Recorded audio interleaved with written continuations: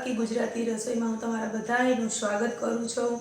આજે હું નવી રેસીપી સાથે આવી ગઈ છું। આજની જે રેસીપી છે તેનું નામ છે વેજીટેબલ કઢી। તો ચાલો મિત્રો, વેજીટેબલ કઢીમાં શું શું સામગ્રી જોશે તે બતાવી દઉં। અને આ કઢી બધાની ફેવરિટ હશે, કારણ કે આમાં જે બકાલું પડે છે, આમ તો કોઈ મિક્સ શાક નથી ખાતું, પણ કઢીમાં જરૂરથી ખાશે। ચાલો મિત્રો, આપણે આ કઢી માટે છાશ છે એ દહીંની મેં હમણાં તાજી બનાવી છે। તમારે આછી ઘાટી જેવી રીતે ખાતા એવી રીતના છાશ લઈ લેવાની। પછી આમાં બધા વેજીટેબલમાં આપણે આ રીંગણા અને બટેટા એ બી છે, ગોળ કટકા કરેલા, ગાજર છે, કોબી, પછી કઢી માટે આપણે ચણાનો લોટ, પછી રૂટિંગના ચટણી મસાલા બધાય, આમાં લાલ મરચું છે, પછી લાલ ટમેટું છે, લસણ છે, આદું છે અને લીલું મરચું છે। આ મેથીના થોડાક ધોયેલા પાન છે, આ ધાણા ભાજી છે, અને આ આપણો બધો વઘાર માટે મસાલો છે, જે લવિંગ, તજ, મીઠો લીમડો અને જીરું, આ સ્વાદ અનુસાર આપણું મીઠું, અને વઘાર માટે તેલ છે અને ખાંડ। તો આપણે હવે કઢી બનાવવાની શરૂઆત કરી દઈએ। ચાલો આપણે પહેલાં આમાં ચણાનો લોટ ઉમેરી દઈએ। આમાં બધા વેજીટેબલ પડશે અને ઉકાળશું એટલે ઉમાઈ કઢી આપણી ઘાટી થશે, એટલે એ પ્રમાણે આપણે ચણાનો લોટ ઉમેરીએ અને આને પહેલાં ફીણી લઈએ। પછી જે આપણે વેજીટેબલ છે એ બધા તો આપણે તેલમાં જ સાતળવાના છે। તો ચાલો, આપણે જો મોટા ચમચા 2 તેલના લીધા છે, કારણ કે આપણું હજી બકાલું બધું અંદર ચોળવવાનું છે એટલે। તો ચાલો પહેલાં આપણે આ બધું ટમેટું, લીલું મરચું છે, લાલ મરચું છે અને લસણ અને આદું, હવે આપણે આને તેલમાં સાતળી લઈએ।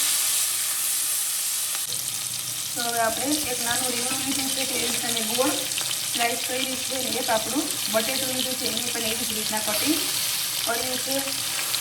અને પછી તમે જે તમને જે વધારે ભાવતો હોય તેનો પણ ઉપયોગ કરી શકો। લીલા વટાણા પણ નાખી શકો, વાલોળ છે, એવી રીતે બધું સરગવો છે, મેં આટલું નાખીને બનાવ્યું છે। હવે આપણી કોબી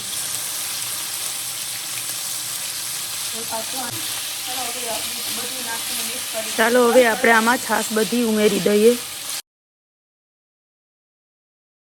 છાશ બધી હવે મસાલા એડ કરી દઈએ।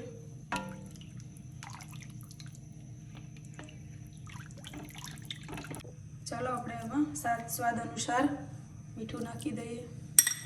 અડધી ચમચી જેટલી આપણે મરચું ઉમેરી દઈએ। અને ઊંચા દેશી છે એટલે આમાં હળદર ઉમેરતી નથી, આપણે સફેદ કઢી કરીએ છીએ એટલે આ આપણે લીલી મેથી ઉમેરી દઈએ। અને આપણે આમાં 4 ચમચી જેટલી ખાંડ ઉમેરી દઈએ। ઘરનું મોળું જ દહીં છે એટલે ખાસ ખાટી નથી, તમે જે પ્રમાણે ઘરમાં સ્વીટ ખાતા હોય એ પ્રમાણે તમે ઉમેરી શકો। હવે આને આપણે ઓછામાં ઓછું 5 થી 6 મિનિટ સુધી પકવશું અને વચ્ચે વચ્ચે આપણે જોતા જશું। તો ચાલો મિત્રો, જો આપણી કઢી એકદમ સરસ ઉકળી ગઈ છે, આને મેં 7 થી 8 મિનિટ સુધી ઉકાળી છે। આમાં જેટલા આપણે બધાય બકાલું નાખ્યું તે બધું એકદમ સરસ ચડી ગયું છે, ને હવે આપણે આનો પાછો એકવાર વઘાર કરી નાખીએ। ચાલો જો મિત્રો, આપણું તેલ થઈ ગયું છે, હવે આપણે આમાં બધો મસાલો નાખી દઈએ, મીઠો લીમડો છે। તો ચાલો, હવે આપણે કઢીમાં પાછો એકવાર વઘાર કરી દઈએ। તો ચાલો, આપણી હવે આ વેજીટેબલ કઢી બની ગઈ છે। જે લોકોને મારી આ કઢી પસંદ આવે તે કોમેન્ટ બોક્સમાં કહેજો, અને મારી ચેનલને લાઈક કરજો, સબસ્ક્રાઈબ કરજો અને શેર કરજો। તો ચાલો, હું તમને મારી કઢી બતાવી દઉં।